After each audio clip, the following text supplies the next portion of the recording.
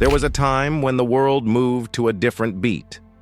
A time when politeness, grace, and subtle acts of kindness shaped every interaction, and when manners weren't just a code to follow, but a way of life. There was a quiet elegance in the simplest things.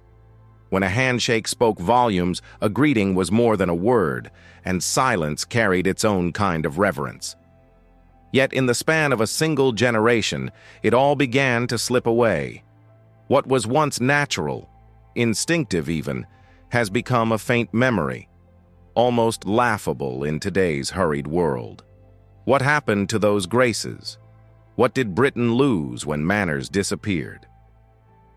Let's take a walk down memory lane, a journey through the time when these small acts were more than mere gestures.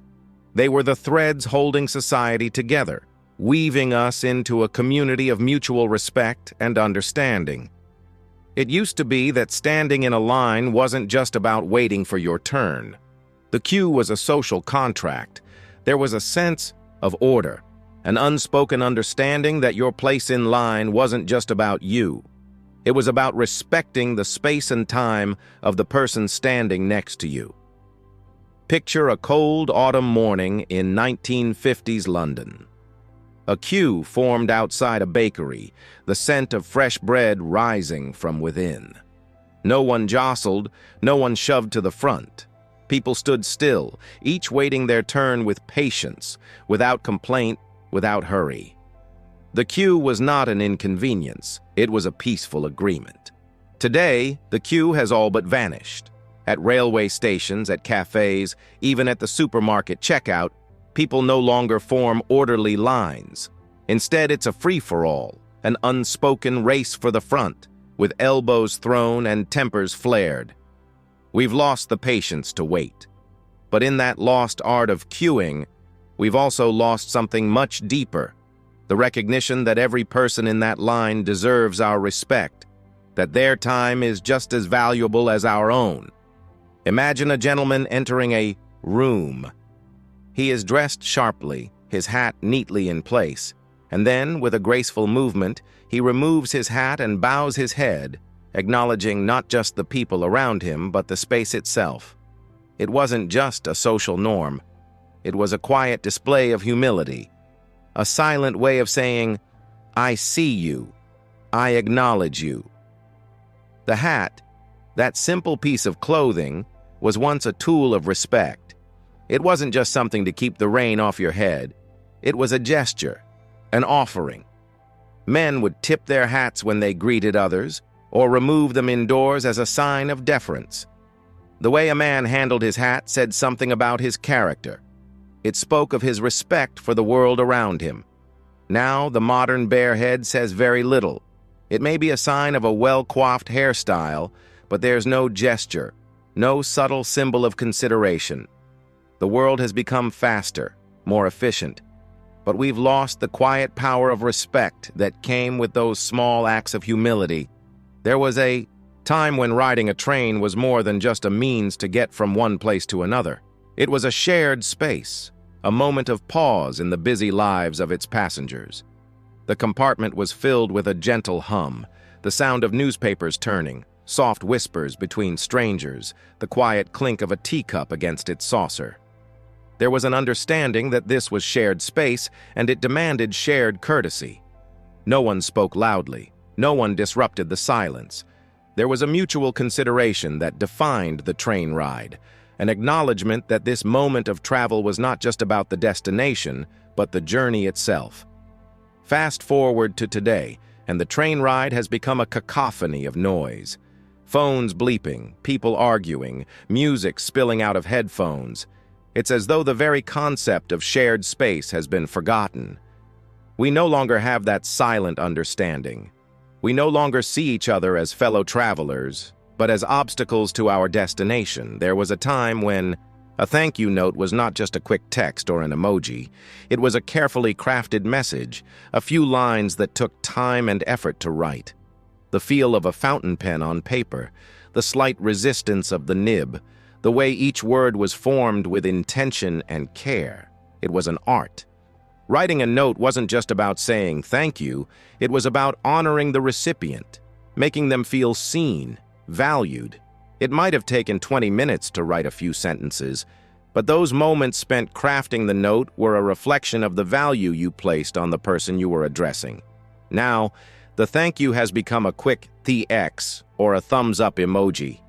It's fast, efficient, and easy, but it's also empty. We've gained speed, but in the process, we've lost the warmth, the personal touch, and the time we used to dedicate to showing someone that they mattered. Conversation once had a rhythm, a natural flow. People spoke with care, listened with intent. There was no rush to respond, no pressure to fill every pause. People didn't talk over one another. They waited their turn, and when they spoke with purpose. There was a time when people could sit in a drawing room, the clock ticking softly in the background, and engage in a conversation that wasn't interrupted by distractions. They listened, truly listened, not just waiting for their turn to speak. Silence was welcomed, not feared. It was in these moments of pause that ideas were formed, relationships deepened, and connections strengthened. Today, conversation is no longer an art. It's a battle. People speak over one another, interrupting without a second thought. Our devices constantly buzz, pulling our attention away from the person in front of us. We've forgotten the true purpose of conversation: to connect, to understand, to share. Now it's about who can speak the loudest, the longest, or the most often. There was a time when punctuality wasn't just a courtesy, it was a sign of respect. To arrive late was to say that your time mattered more than anyone else's. Time was not an elastic concept. It was a shared commodity, something to be valued and honored. Arriving 5 minutes early wasn't just about being on time. It was about taking a moment to gather your thoughts, to prepare for the encounter ahead, to show that you respected the person you were meeting. Being late was a statement of disregard. It was an affront to the people who had arranged their time around your arrival. Today, we have invented fashionably late, a phrase that excuses the very rudeness that was once condemned. Time has become something we bend to our convenience, and punctuality has lost its meaning. These are the small, quiet graces that once defined Britain, the invisible threads that bound us together. They were not about rules or codes, but about respect. Respect for others, respect for time, respect for the shared experience of living in a world with other people. Now we live in a world that is faster, more connected, and more efficient. But in our rush for progress, we have lost something more valuable, the simple human acts that made life richer, warmer, and more connected. We may have gained speed, but we've also lost the soul of civility. But perhaps there's hope. Perhaps, in remembering what we've lost, we can find the courage to reclaim it, to slow down, to listen, to respect, to remember that it's not the big things, but the small acts of kindness that make us who we are. So next time you find yourself rushing, remember the cue, remember the hat, remember the handwritten note. And maybe, just maybe, you'll take a moment to pause, to acknowledge the humanity of those around you. If this story sparked a memory, if it made you reflect on the graces we've lost, share it with others. Let's bring back the small acts of kindness, one gesture at a time. Relive your cherished memories. Watch our video now and take a journey down memory lane. Don't miss out. Like, comment, and subscribe to stay connected and be a part of this nostalgic experience.